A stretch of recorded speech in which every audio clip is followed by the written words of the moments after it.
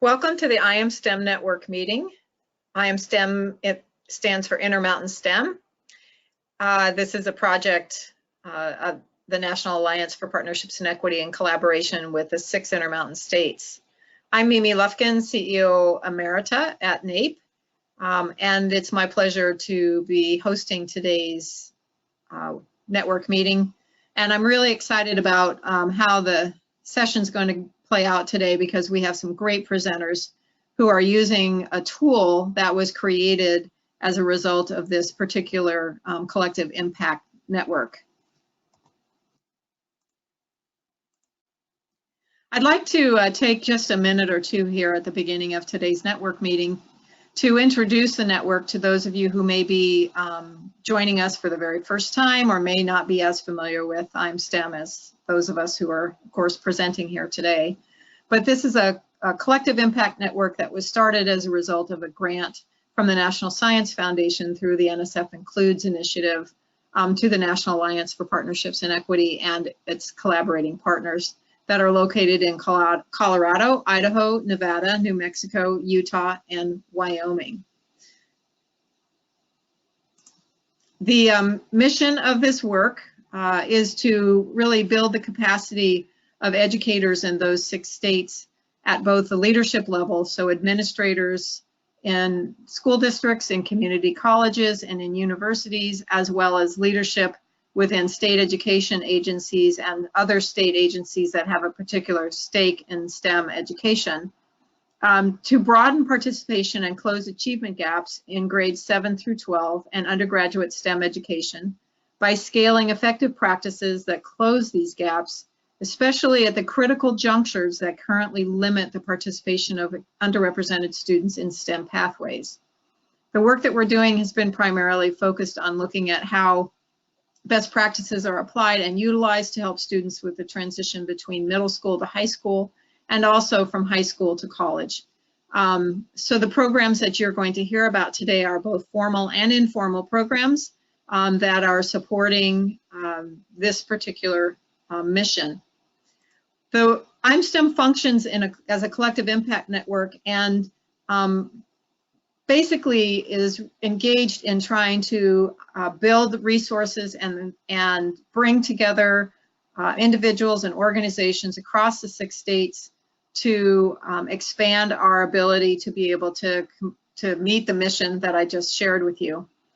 We're doing this through these 5 work groups. Now, this is the way in which we get boots on the ground and we are implementing activities. Today's network meeting is a function of a collaboration between the Communications and Resource Sharing Work Group that does our monthly newsletter and also is engaged in our social media activities, and the Effective Practice Scaling Work Group, who helps identify best practices across the country to bring to the network meetings to share. And when I say across the country, I mean within the 6 states. But today, the special thing about today's webinar or today's network meeting is that it's focused on a tool that was created by the Effective Practice Scaling Work Group. And this is the STEM Equity Program Evaluation Rubric that was developed by the Effective Practice Scaling Work Group. By the way, if you're new to this or you have a particular interest in any of these 5 work groups, you can sign up for a work group at napequity.org/IMSTEM. That web address is located at the bottom right-hand side of the window.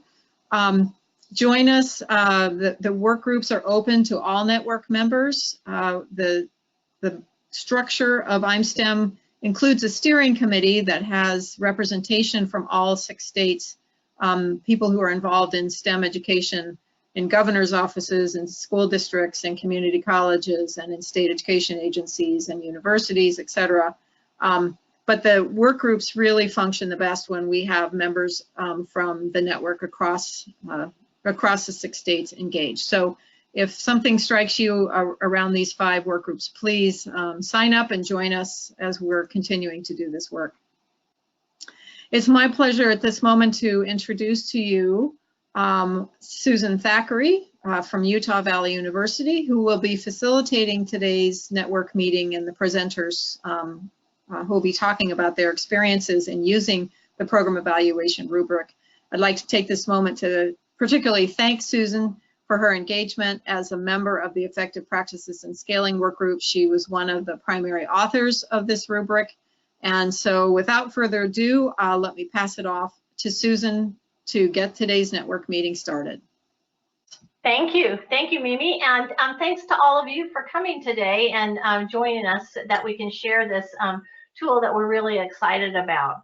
As Mimi mentioned, this rubric was developed in conjunction with the IMSTEM project, and Mimi and Brian Mitchell of Nevada and myself looked at a lot of research. It took us about a year to develop this. We really thought it through, and we hope it's useful to you. The rubric is designed to guide program administrators, designers, implementers, funders to identify critical attributes of a STEM program and to determine the degree to which it's inclusive and supports access and success for students who have not historically been engaged in STEM.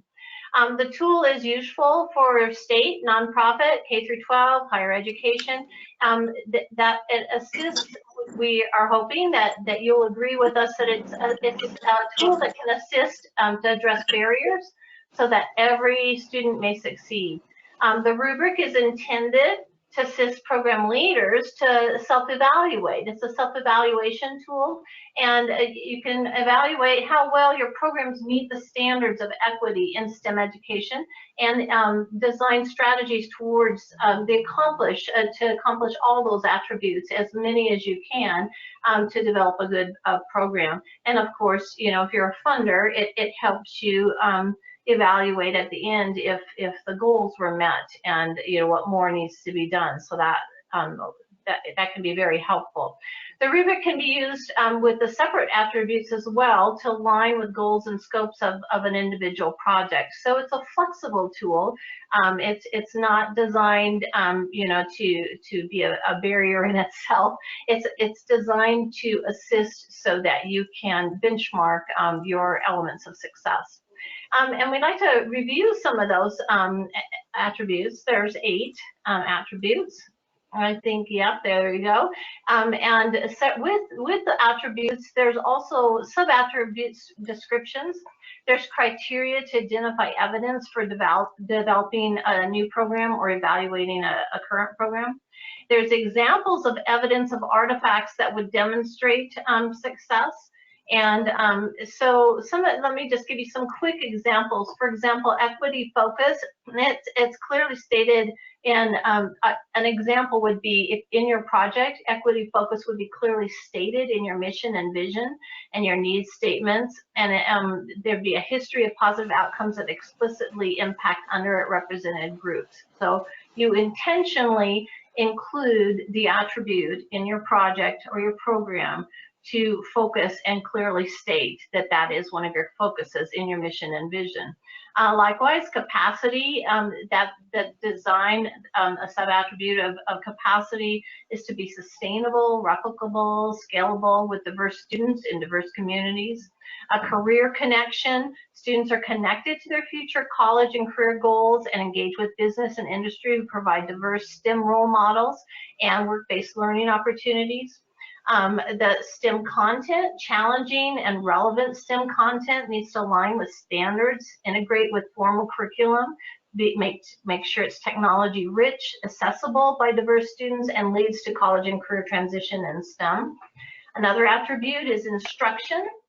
STEM instruction that integrates technology, utilizes multiple high-impact instructional strategies that are culturally relevant, experiential, and inspire students to pursue more STEM coursework or career in their STEM.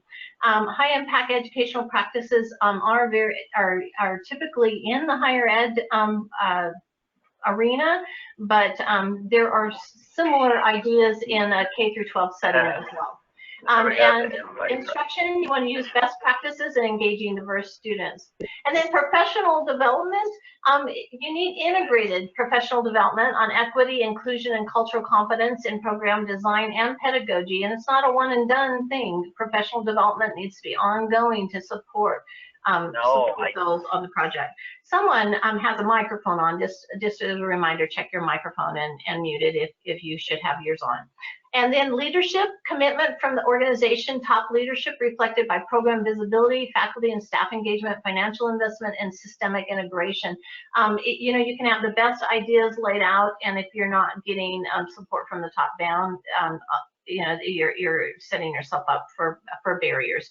And then the community needs to integrate. Authentic community partnerships and family engagement of the target populations being served is critical to success. And so we're excited to share these attributes with you. And today we're going to share with you some people who have put these practices in place, and they are looking at our rubric and evaluating the program that they've done in place, because you know we just barely released this rubric, and so they didn't use the rubric to begin their program, but they're going to evaluate today and give you examples of how this tool can be used. And with that, I'm going to introduce to you Dr. Daniel Horn and Liz Andrus, and they're from Utah Valley University. Both of them are very reputable within the state of Utah as innovators of STEM leaders and innovators of programs both at Utah Valley University and in the state of Utah. So it is my pleasure to introduce Daniel Horn and Liz Andrus. And soon we will see them. Hey.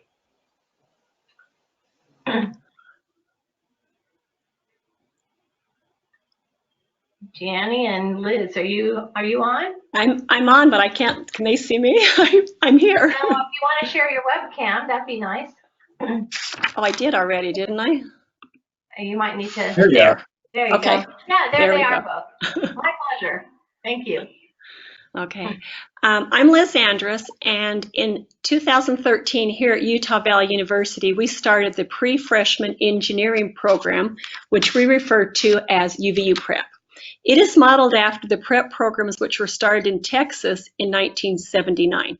The prep program is a math-based academic program to prepare and encourage students to pursue STEM careers. So we recruit students when they're in the 6th grade, which is the magical age to grab them, to try to capture them and keep them engaged into math. We recruit them based on low income, female, first generation, and underrepresented populations. So these students are 6th graders, and they come into our program and they attend the summer before they go to 7th grade. Now these students commit to 3 years. So they come for 7 weeks, for 30 hours a week during the summer for 3 years. It's a big commitment, and this is a free program for it. I jokingly like to call this program a math boot camp on steroids. Can we go to the next slide? Here is a look at our curriculum. So they come at about 8:25 and leave at 3 o'clock. And they do college and high school courses. In fact, we're actually getting some high school credit for this. They've got logic, problem solving, engineering, and it just keeps progressing and it builds upon it.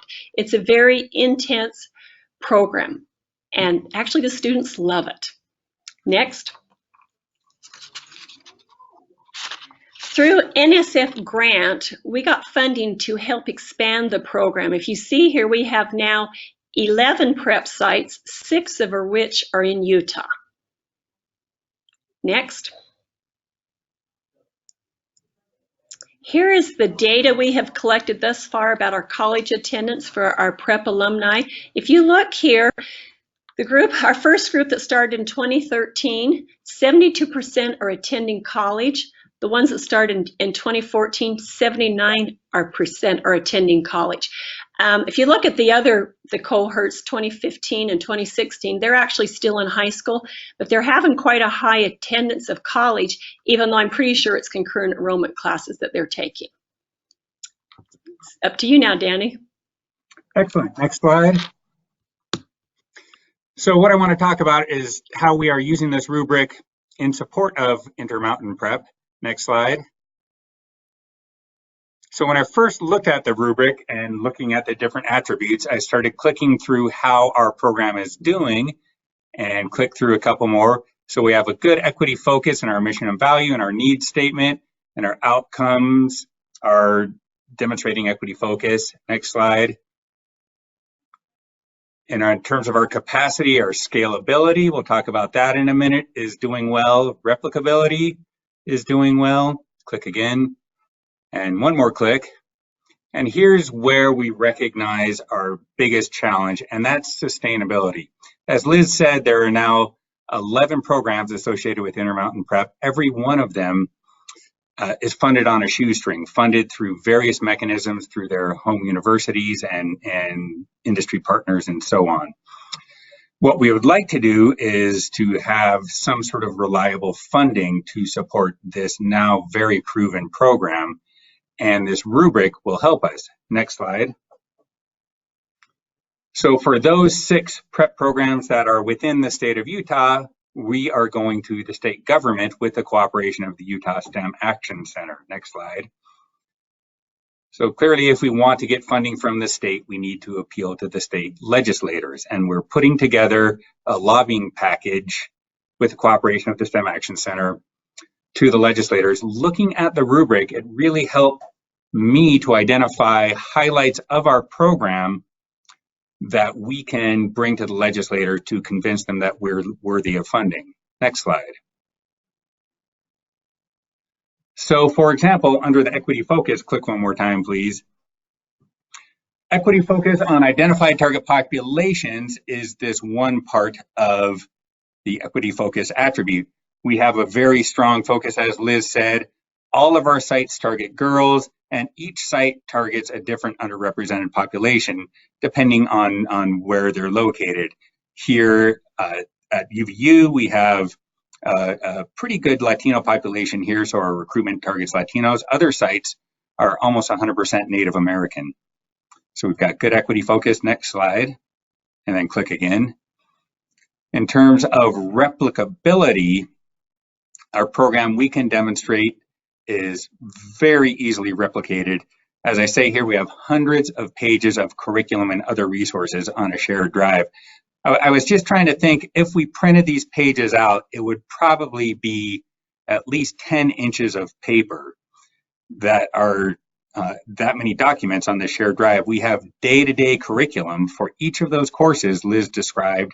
We have recruitment materials, registration materials, guidelines on reaching out to parents and so on. So because we have these shared resources, it's easily replicated. Next slide, or click again, please. And again, and it's also easily scaled. Because of these shared resources, any organization that can find the money to hire the teachers and the administrators, we have the resources to get them up and going. That's why we were able to grow in just a few years from 4 sites to 11 sites. Next slide. And another click. One of the elements on the rubric is career connection. We will demonstrate to the legislators, and I should say here, the Utah State Legislature, they are very focused on higher education as a specific path to a career. And they are not big fans of general education, but paths to careers. Prep focuses on careers. We have daily career speakers. That's an integral part of the prep program. And our speakers come from all kinds of backgrounds. So no matter what a student in prep's background is, they will find a career speaker that they can relate with. Next slide. And another click. And another one of the attributes is STEM content. Liz had that slide that showed the different courses the students take. The content spans the STEM curriculum, or STEM disciplines rather, from anything from logic to physics to engineering. One of the criteria here on the rubric is that the curriculum should be challenging. Our curriculum is very challenging. Every year we have students who have never struggled in school at all, who struggle in our program, which you would think would be a bad thing, but they actually enjoy the challenge. Okay, next slide. Another attribute is instruction, and that the instruction should use effective teaching methods and incorporate technology. And we can demonstrate we do both of those. We even have a Tech Tuesday that we've started. So on Tuesdays, there's a strong focus on technology. Next slide. So by looking at this rubric, it really highlighted to me that we can bring elements of our program to the legislators that probably, I know I wouldn't have thought of without looking at the rubric. And all of these 6 different criteria we will highlight in our lobbying: strong focus on underrepresented populations, easily replicated, easily scaled, strong career focus, spanning STEM disciplines, and the students are getting experience with technology, which is consistent with Utah's focus on developing the tech economy.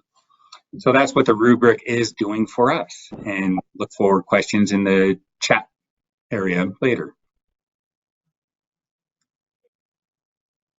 Wow, thank you very much. I'm super impressed with your demonstrated outcomes of your students going to college. That's amazing. Those are such high numbers that you shared with us. And I'm also excited to see that you're able to use the rubric to generate a conversation with legislatures. As many of you know who have done this kind of work at a state level, that can be a difficult conversation. Money is always tight in most states, and so you have to have good reason and good data. And so using this rubric, it's an excellent tool to generate your ideas and get your messaging out. So thank you very much to Liz and Danny. And with that, we're going to give you another example from a different state, from Nevada. And this is Sanal Bhakta. And Sanal, you're with the Clark County School District, is my understanding, and you'll demonstrate how your rubrics can be applied and how you can help identify areas of strength. Yes, awesome. Thank you, Susan. And I'm assuming everyone can hear me, just a sound check. I do have a green background. I'm actually in a TV studio at one of our middle schools right now. So, but just wanted to go through how we're using it. And I use the word validate, how we validate the work we've been doing. Like Susan said, my name is Sanal Bhakta. I work for Clark County School District. I also lead our Girls in STEM, Girls in Tech efforts, or more importantly, the non-traditional career aspect of it, focusing on how we can get young women, underserved, underrepresented students, minorities, more interested in careers and opportunities that they're not aware of, specifically as they relate to STEM and technology.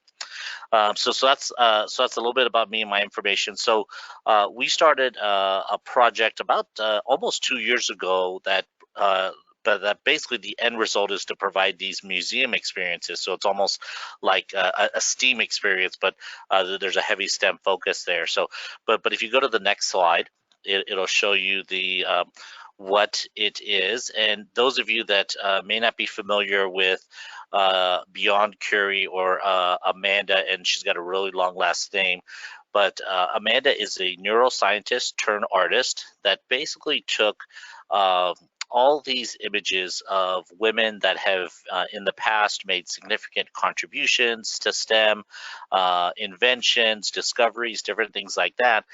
And one thing that she had noticed is that most of them are documented in books. They're typically black and white photos, and they're typically when they're later on in life, when they really got the credit for those inventions or discoveries they made. So she wanted to do something that related more to today's students, today's young millennial or young female students. So this slide shows in the company of great scientists, basically the museum exhibit that we were able to bring to Clark County School District, specifically Las Vegas, Nevada, and it's her first solo exhibition. And if those of you are museum buffs, I think we could probably guess that typically when a new exhibition comes out, there's probably a couple cities here in the U.S. that we typically think of, and one is New York, and one is maybe L.A. or Chicago or something like that. but we are excited to share that we were her first solo exhibition. Her second one actually is in New York City. So Nevada typically has not been positive in regards to the news for education, but we are excited that we are making some significant contributions here. So, but basically, in the company of great scientists, it's a celebration of women in STEM in 3 parts. And if you can go to the next slide, this is a piece of the exhibit. And one piece of it is there's 40 portraits of women throughout the exhibit, 20 female busts, so facial busts that are very similar to like a statue, but just the face portion of it. And then one big book of inspiration. So, and I'll share more information about it here in just a second. If we can go to the next slide. So the one big book of inspiration, one thing that we are doing with the exhibit is we have a augmented reality component to it, an AR component to it, where girls can actually take their cell phone, download the Beyond Curie app, and basically photos or images of these women in STEM basically come to life. It basically animates and moves to basically whatever, and it relates to whatever discovery or invention they made. So that was a key component in this art exhibit, was to have a technological hook to these young women that are going to be walking through the exhibit. So if you go to the next slide. And this it's really small print, but it's just about the bus. And what I do want to say is one thing that Amanda does is I'm not sure if everyone knows, but only 7% of statues in the U.S. are of women, only 7%. And one thing that I love that she says is that, oh, by the way, did you know 93% are not of women? So, but this exhibit, 100% of all the statues or female busts are of women and their contribution that they made to the STEM career field. So next slide. And this gives you just a little picture of what the bust looked like. It's actually a 3D printed bust, and next to the bust, I'll have some pictures, but there's actually a little QR code where when basically anyone goes up to it with any device, scans that QR code, actually takes them to a website and shares information about the significant contribution that person made. So next slide.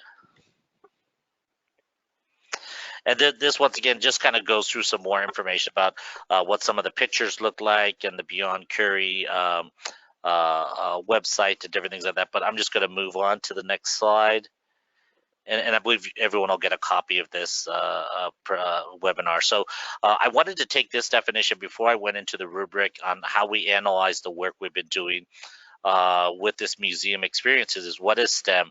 And I love this definition, and I'm not going to read it out loud, but I love the definition because a lot of times we focus on the first half of the definition, the science, technology, engineering, math, student-centered environment, problem solving, all that stuff. But sometimes we may not, and it may be unintentional, look at, the student's social, emotional, physical, academic needs through these shared contributions. So that's what we really want to be mindful of. This is making not only any student, but especially the young women that walk through this museum experience, that they are aware of that, hey, this is something they can do. There are people out there that can support them, their teachers, educators, community members, family, all that stuff. So I just want to share that real quick. Next slide. And this is one piece of the rubric, the equity focus, and just wanted the museum director, Alicia Kernan. I spent about 2 hours going through different pieces of this rubric, and so this is kind of her feedback. And I apologize that she can't join me today. She's actually doing a tour for another group of our girls going through the exhibit, so I accidentally double booked her, but these are some of her comments that she made. So with regards to the mission and value, I think she felt that it was accomplished as far as what we were trying to do when you walk into the exhibit, the pictures, the explanation, different things like that. The need statement being developing, and I think she marked that as far as being developing, mainly because, and I'm going to look back at her notes, Betty, because she's really identified some of the population, but I think really it hasn't been validated through number crunching or anything like that. So that's not going to happen until after the exhibition ends, which is in February. They'll collect. They collect information as far as the number of people attending, how long they spend in the exhibit, different things like that. So, and then with regards to the outcomes, she felt that it was established, meaning that we are applying and we are doing some feedback with the girls as far as asking them questions and soliciting their input as far as, hey, were they aware of all these women that make significant contributions? And most of the time the answer is no. And a lot of them are really kind of, inspired that, hey, I didn't even realize there were this many women, over 45 women that make significant contributions. And it's probably a lot more, but a lot of times they only hear about one or two or three women that have made contributions in the areas of STEM. So that was really the outcome for the equity focus was really established there. So if you go on, and by the way, the pictures here, I do want to share. If you go back, so the pictures, these are pictures of some of the murals that are in the exhibit. The one on the top right, it's actually 4 portraits. You only see 3 portraits of, it's 4 of Amanda's friends. And a lot of the girls, you may not be able to tell, but it looks like they almost have sunglasses on, but those actually are Petri dishes that she wanted to demonstrate different scientific experiments that you can do with the Petri dishes, and kind of a play on words that, hey, can you see yourself doing this? Being a scientist, being an innovator or something like that. So, but just wanted to touch upon those pictures and go on to the next slide, please. And the other thing is capacity, as far as the attribute that we went through.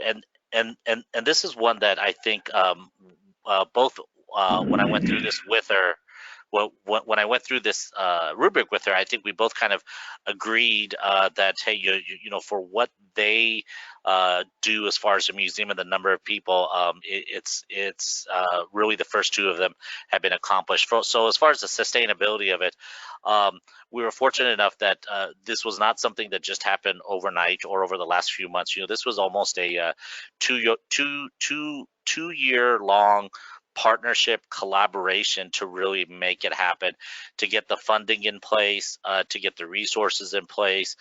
So that's why we felt on the capacity side, the sustainability, it's accomplished. Obviously, it's not going to be there forever, but it opened in September and it will conclude in February. And then the replicability of it is we also planned, so every week on Tuesdays and Thursdays, we bring in about 50 middle school girls to basically experience the museum. And they actually go through these customized tours, which a couple of the slides here actually show you. The one on the bottom right, the structure behind the girls there, it's actually a subatomic particle, and I'm sure all of us have seen subatomic particles before. Actually, most of us probably haven't, because it is so small that she wanted it to be just this ginormous piece in the exhibit, and to really highlight the opportunities that not only young women have, but everyone has in the careers of STEM. The picture on the bottom left is actually it's a portion of the exhibit called Campfire, and what happens is that you sit in these 3 little clear bean bags, and when you sit down, the room lights up, and as one person leaves, the room changes colors. The colors. So even though someone has left from sitting in a beanbag, the color change actually provides a visual stimulant that, hey, you're missing someone, or you're missing a piece of what naturally would occur as far as with regards to light and stuff. So and honestly, each one of these exhibits has a wonderful little write-up. I probably should have screen captured some of those write-ups, but just in essence of time, I'm trying to give you a short explanation of it. But the scalability, definitely established on the scalability. I think the only challenge we had with the scalability, or that she had mentioned, is that since we booked all the Tuesdays and Thursdays, the challenge for her was, how do I book the rest of the week, Monday, Wednesday, and Friday? So I think for her, she wasn't expecting us to be able to book every Tuesday and Thursday, and actually, I think by the end of it, we will. We're about 2/3 the way, so we've had about almost 23 groups go through this, and by the end, I think we'll be approaching about 2,000 middle school girls, just a part of our program, having gone through and experienced this exhibit. So capacity wise, I think it definitely was positive there with regards to the rubric. So next slide.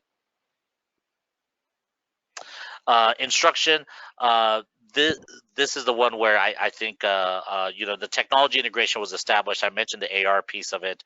The instructional strategies, that's what was developing. Obviously, being at a museum, the museum staff, we did provide some training and support to them, but they are not necessarily educators, so they don't necessarily speak maybe the way an educator would speak in trying to explain something to a student. So obviously, we both agreed that was developing. And then as far as the cultural relevant pedagogy, I think we just weren't really sure about whether this was really reaching that, and I think that we would probably make an adjustment to that at the end once we analyzed all the feedback and the data for the students. And then as far as the experiential learning, I think really even though I'm trying to explain this exhibit, it's something you have to experience really to learn. But I think the fact that we are integrating different pieces that are hands-on in a museum exhibit, as well as pictures that you take a look at, technology, different things like that, I think we both felt it was established. There's always stuff that we could do differently or improve upon, but she felt that, hey, at least we're meeting that portion of it. So next slide.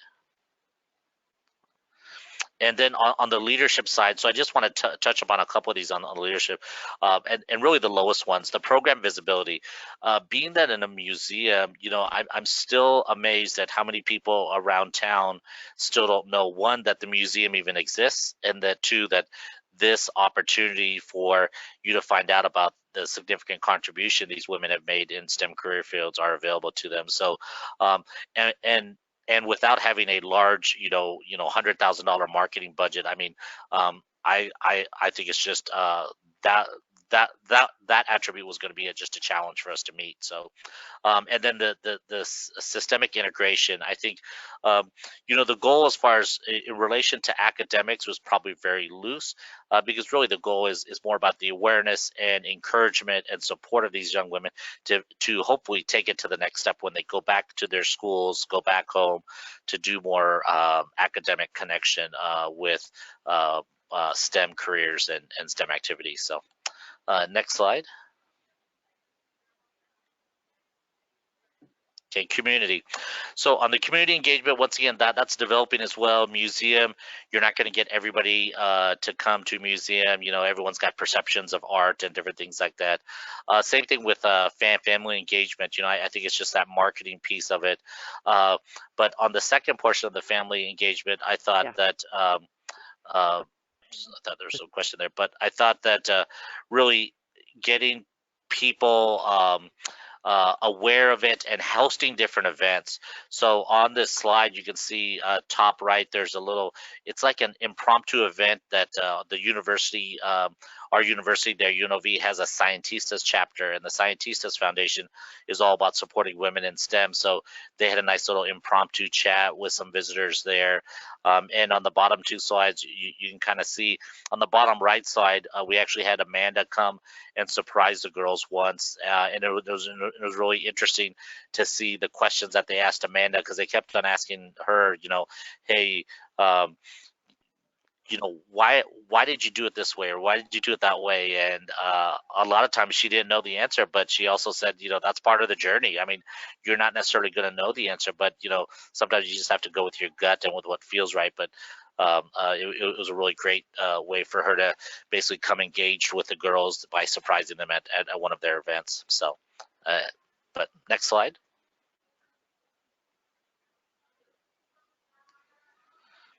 So this is the Connective Tissue was the name of the exhibit, and it's running from now until February.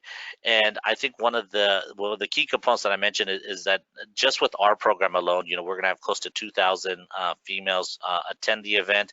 It is also open to the public, and by the end of February, or at least sometime after February, we'll have some data and numbers. But right now, we are trending that this will be the most successful exhibition that the Barrick Museum has ever had in its short history, because I think they're expecting, on top of our 2,000, to have nearly 10,000 visitors go through this exhibit.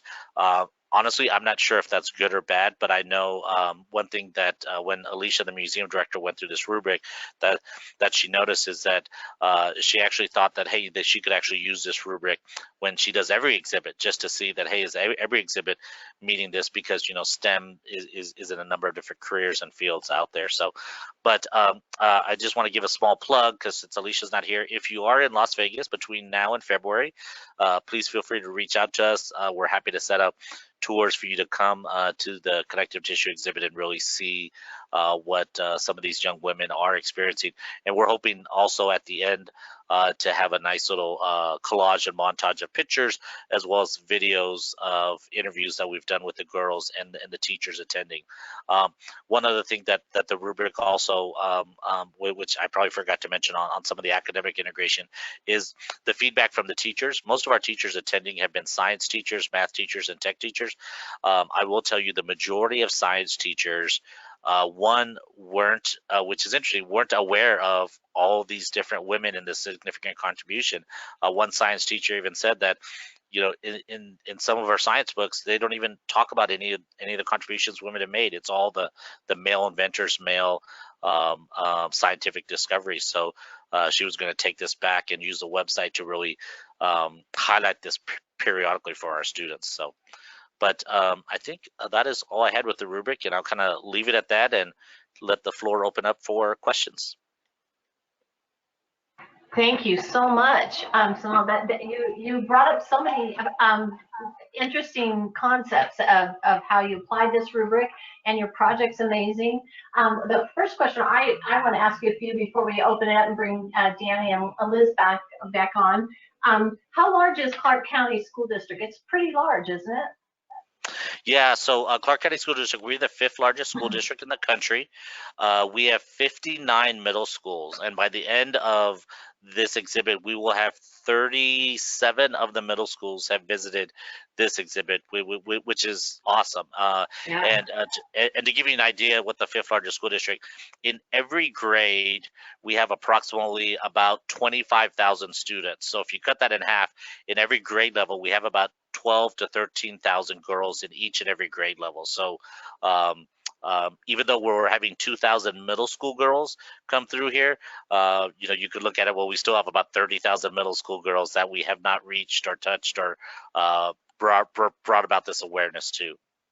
Yes, but you're doing great things at a large scale capacity that I can see. And I also liked how you showed that you're touching upon several attributes, and you're expanding. And again, you're in the same situation as Danny and Liz were, in that you applied this rubric after the fact, after your project was well underway. Can you see methods that you could use this tool for creating a new project? You mentioned the museum curators or the museum people were thinking of using that on future projects before they began to hit things. How would you see using this tool to create a new project?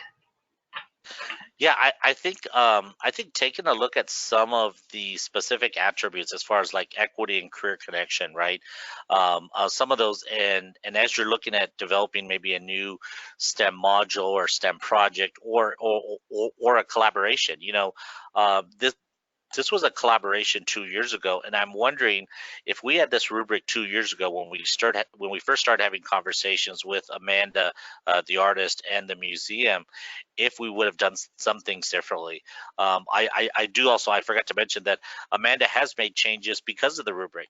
Nice. There was a portion on the rubric where it talks about her staff does tours with the girls, right? But does her staff have the equity training that they need when they are giving the tours? And a really simple example is that both of us notice is a lot of times their staff will say guys instead of ladies or girls or people, right? It's a simple. They keep on saying guys. So now she's going to go back and train her staff to say that, hey, let's be mindful of the words that we say. Let's not say guys. Let's say, young ladies, women, people. Just, hey, let's move on to the next exhibit, different things like that. So, yeah. Very, very cool. Just a simple, And then the other thing I just wanted to call out that I talked about this rubric to a global group. And many of them in the audience were really concerned. They worried about involving community, and I can see that you've done that really well. And so, kudos to you, and thank you for involving. I noticed that you're getting funding, and it's very much a community effort. This project is, so thank you for doing that. And with that, I'd like to invite Liz and Danny back on, if you'd like to share your webcam again, and Sonal, don't go anywhere. Come back, Sonal. So yes, we have all of us here now, and so Mimi, I don't know if you want to join us back as well, so that we can answer some of the questions that came through on how people might use the rubric, and there she is. Yes.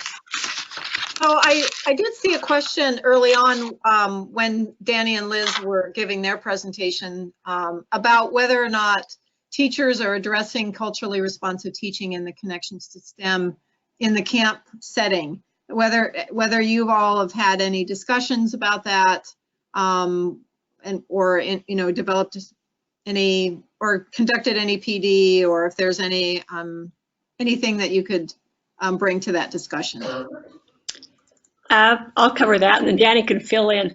Yes, we have actually a week training before, and we use it with our college mentors, because we have about 30 college mentors. We have 3 per every group of 30 students, and we do a lot of culture training with them and sensitivity. And of course, in the university, we give them their whole week's worth of training. But the teachers that we have are professional teachers through the school district, and they also are trained in it. So we really cover that. I'm going to expand on the question and ask you, maybe you could talk a little bit about the relationships you have with tribal organizations through your work in this project, because if I recall, I think some of the sites that you have are located actually on reservations and in areas where you have a significant tribal community. Danny? Sure, yeah. The Intermountain Prep has a strong tie with an organization called American Indian Services. American Indian Services is a nonprofit organization dedicated towards creating educational opportunities for Native Americans. And of our 11 sites, 6 of them are actually administered through AIS. Some of those sites are on tribal land. We have sites in Hopi, New Mexico, and that's the only one that I think that is on tribal land. But others are in areas where most of the people there are affiliated with one or a couple of tribes. So very strong Native focus. Native and huge Native populations in the classes.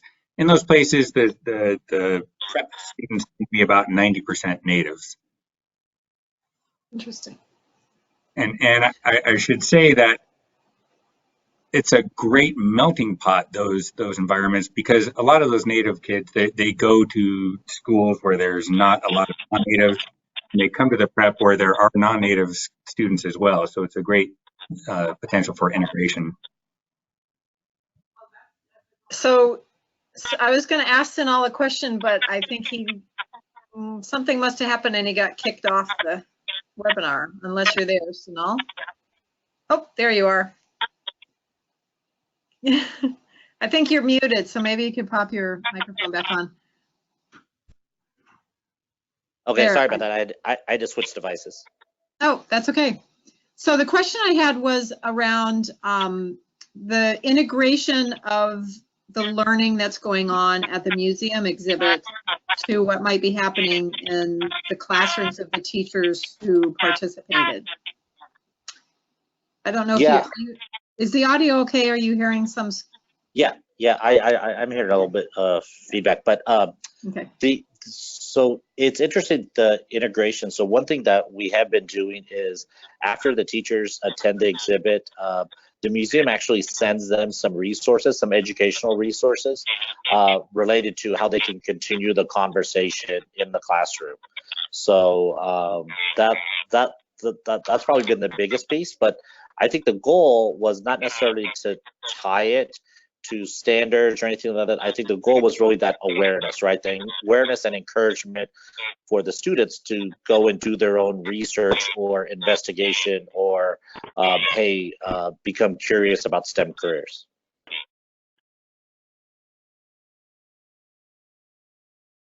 So I apologize for the feedback we're getting. I can't seem to figure out where it's coming from. So hopefully we can ignore it a little bit.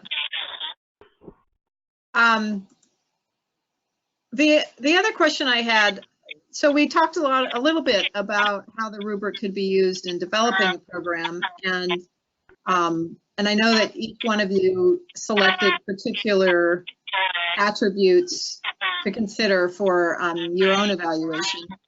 Maybe each of you could, in the closing, could just say something to the effect of whether the rubric surprised you in any way.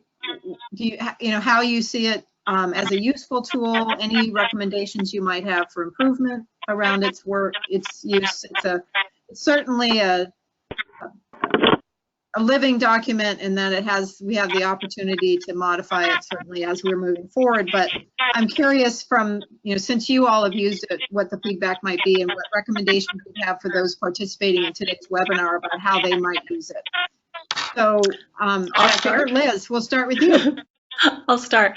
I was very impressed with it. I thought it was very detailed, and I liked the 8 attributes that it had. One thing that I noticed that I had actually mentioned to Susan is my background started as an elementary teacher, and I felt like it'd be nice to have one made for maybe an elementary level, and then maybe one. This seemed very academic and very high-reaching, where I feel like if you were an elementary teacher and trying to do a STEM program there, it'd just be nice to make it a little more scalable to the level of what you're working at, but still keep the value in the contents.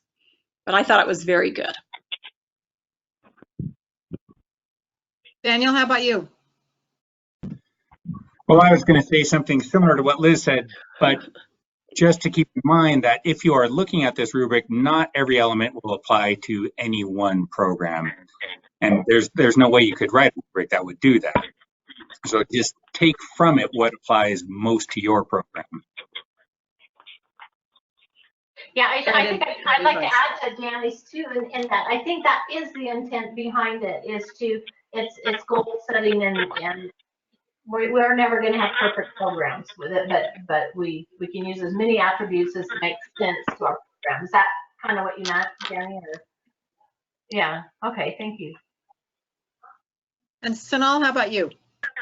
Yeah, so since I went through this rubric with someone that really is not in education, right?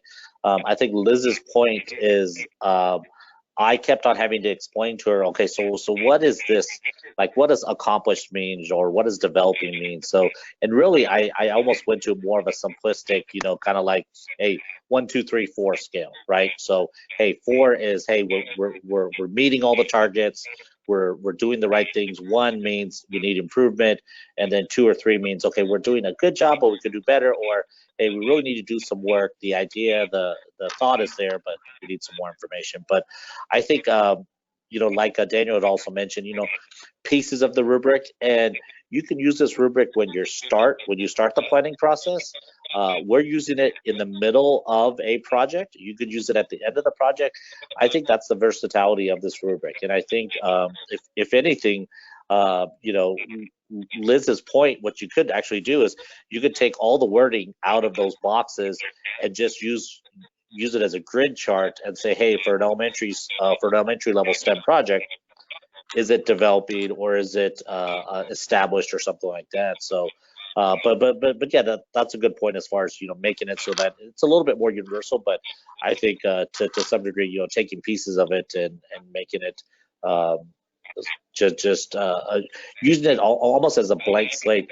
And I know we just have the PDF version available, but I'm wondering if that's something that we should have a editable version where they could take out some pieces of it, like the boxes inside or something like that. But the other thing I want to say about the rubric is that when I went through it with the museum director, we went through it and it was very obvious by the title of the attributes that some of them just didn't apply.